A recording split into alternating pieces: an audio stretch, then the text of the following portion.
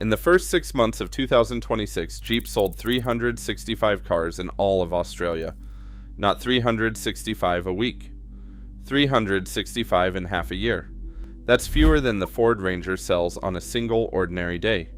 Jeep is down 66.3% on the year, and the plan to survive it is strange because Jeep is about to start building its next cars in China. By the end of this video, you'll see how an American off-road icon ended up leaning on the country that just buried it.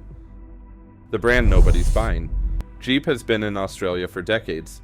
In 2014, it sold 30,408 cars here, and it looked untouchable, the way a Toyota looks untouchable. Then it started sliding. 5,519 cars in 2019, 1,682 in 2025, and now 365 in the first half of 2026. To put that number in a driveway you can picture, Jeep sold fewer cars in 6 months than BYD, the Chinese brand, sold on an average day in June. The Grand Cherokee, the big SUV that used to carry the whole brand, is down more than 96%, and its stock has almost completely dried up. The small Compass is dead in Australia, and nobody knows when a replacement lands. The little Avenger electric SUV managed 43 sales for the entire year, even after heavy discounts. The Wrangler and the Gladiator are the only reason the number isn't lower, and the Gladiator alone is down more than 56%. That's not a slow month, that's a brand running on fumes. And Jeep isn't alone inside its own company. Jeep is owned by Stellantis, the giant that also owns Peugeot, Fiat, Alfa Romeo, and Ram. In Australia, in 2026, Peugeot is down about 35%, Alfa Romeo about 47%, Fiat about 24%. The whole European side of the business is sinking at once, in the same market, in the same year. So this isn't one bad car. It's a wall these brands hit together, and it showed up the moment something cheaper pulled into the lot next to them. Where the buyers went. Australia is a strange place to sell a car because it builds nothing.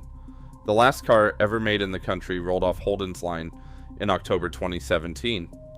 Ford had already shut its plant in 2016. Toyota closed the same year, so there's no local factory to protect and no home brand to feel loyal to. When a cheaper, better equipped car turns up, there's nothing standing in front of it. And that's exactly what happened.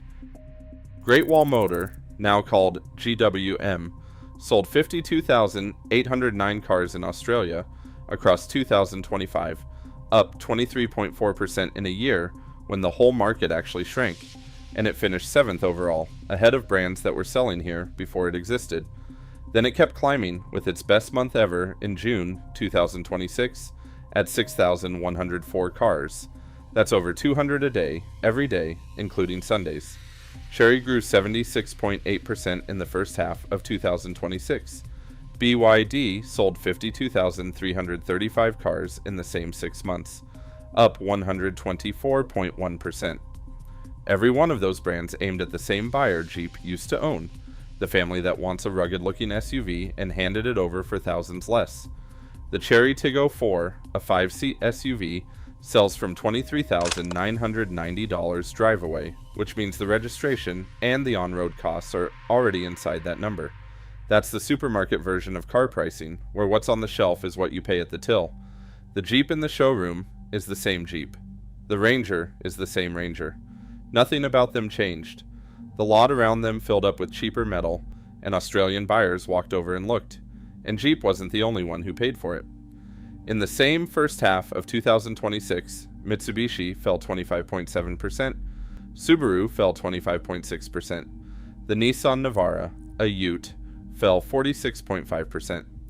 Even Mazda, one of the biggest brands in the country, was down 22.6%. None of them built a worse car than the year before, they just got surrounded.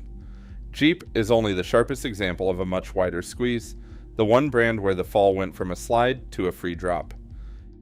If you're following this, hit subscribe, because the next part is where the story flips completely.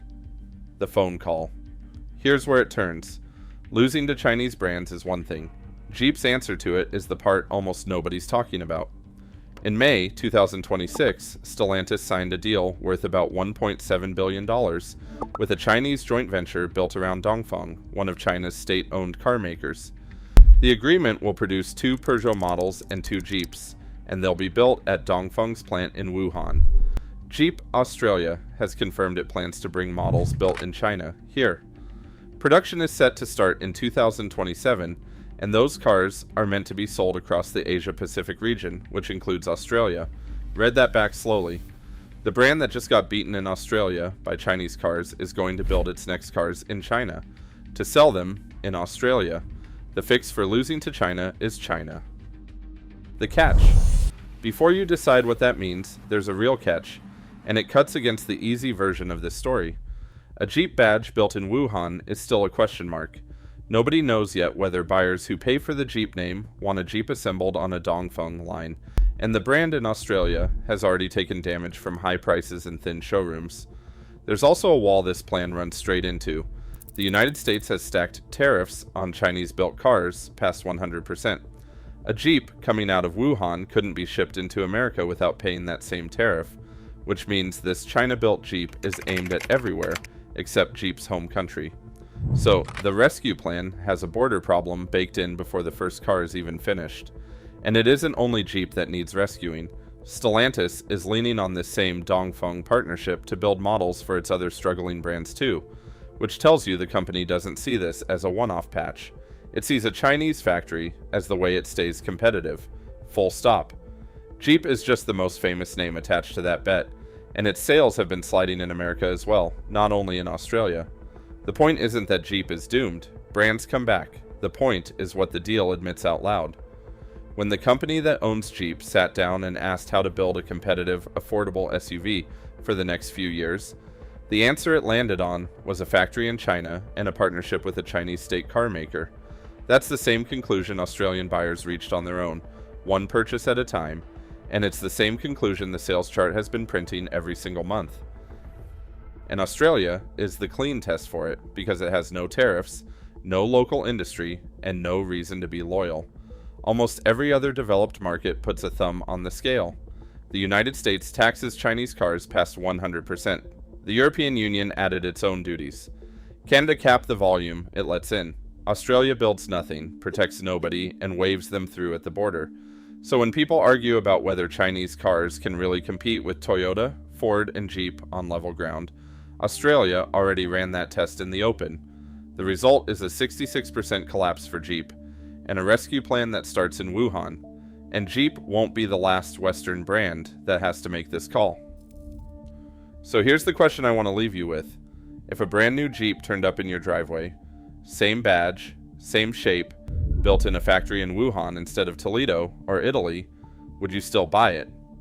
Or is a Jeep only a Jeep when it's made somewhere else? Tell me yes or no and tell me why.